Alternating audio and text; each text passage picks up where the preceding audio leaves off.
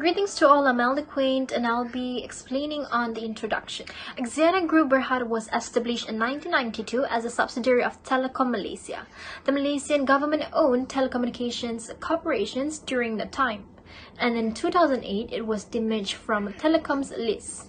Axiata Group Berhad is a holding firm that specializes in mobile communications and network transmission. Today's Axiata is a diversified and resilient company with a significant presence in three main business segments, which are digital telecommunications, digital businesses, and infrastructure.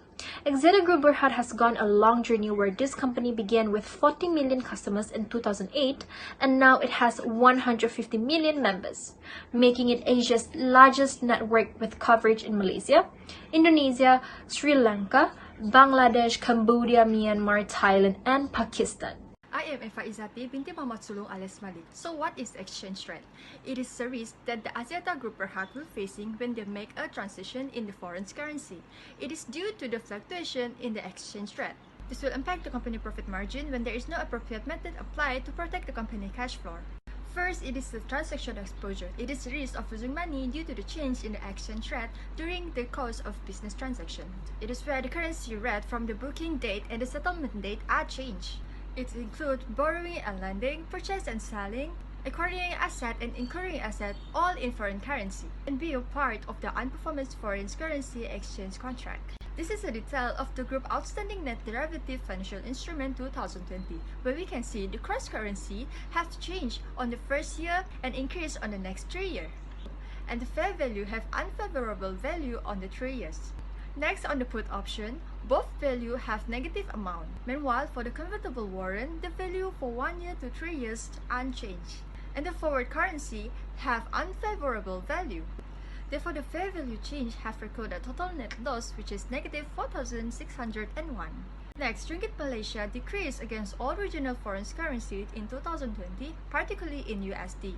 Therefore, the net foreign exchange loss is negative 29 million. And due to the high foreign loss and one-time gain from sale and leaseback of telecommunication Indonesia, the revenue has decreased.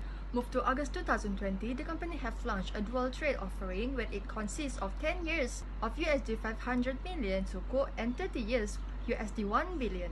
But after the maturity, it have changed to 10 years and 60% plus on interest. Lastly, the company have borrowed currency from different countries.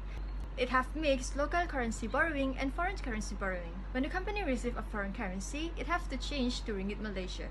When the exchange rate have increased or decreased, it will cause the transaction exposure. This is a detail that the company have borrowed from the foreign currency, and it have positive total amount, which is 70,216,579. Assalamualaikum and hello, my name is Nurshazah binti Safui and I'm going to explain about the transaction exposure.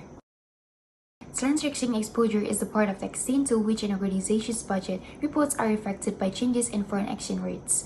If exchange rates have changed since the previous reporting period, naturally the transaction of assets, liabilities, revenues, and expenses that are denominated in foreign currency will result in foreign exchange gains or losses. From the statement above, the total assets for year 2019 was 66.5 million ringgit and in year 2020 was 67.9 million ringgit.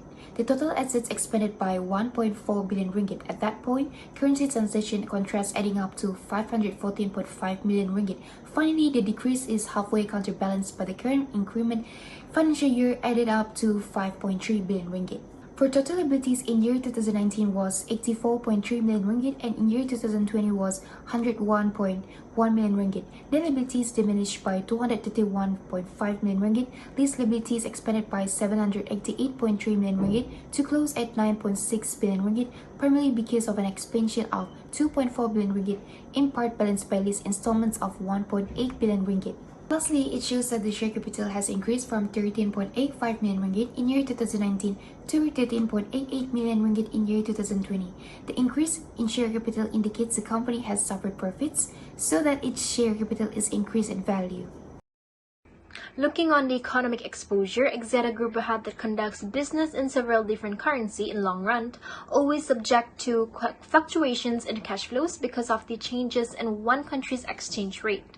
Due to lockdown or movement control order (MCO), the COVID-19 has affected this company performance in the financial year ended 31st March 2020. It affected on the group's retail marketing and sales activities such as prepaid reload, SIM registrations, and gadget sales. This impact has been greater in countries where the lockdown restrictions have been more intense. Furthermore, the government laws impacted the group's revenue, such as revenue loss owing to free data and bonus recharged by several subsidiaries. Summing up Axiata's group's Berhad's performance in the year 2020, all operating companies up cost except mobile operations in Bangladesh, Sri Lanka, and the infrastructure segment experienced sales decline by 1.6% quarter-on-quarter. So that's all from me in explaining the introduction and economic exposure of Axiata's group Berhad. Thank you. I'm Sarah Atika, and I am presenting how does Axiata Group Berhad manage its exposure to the foreign exchange rate risk. First method is by financial contract technique. Axiata used hedging method to minimize this exposure, such as currency options and swap. Second method is diversifying operating and financing based internationally. Since Axiata Group Berhad has different business areas, the company can diversify the operation and financing based internationally in order to minimize economic exposure. Third method is entering forward market.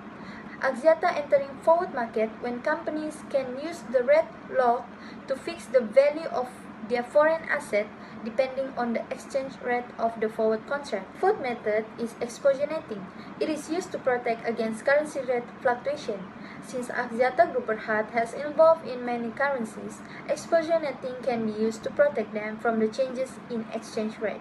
As a conclusion, Axiata Group Berhad managed to minimize the exposures in their operating and financing performance. Thank you.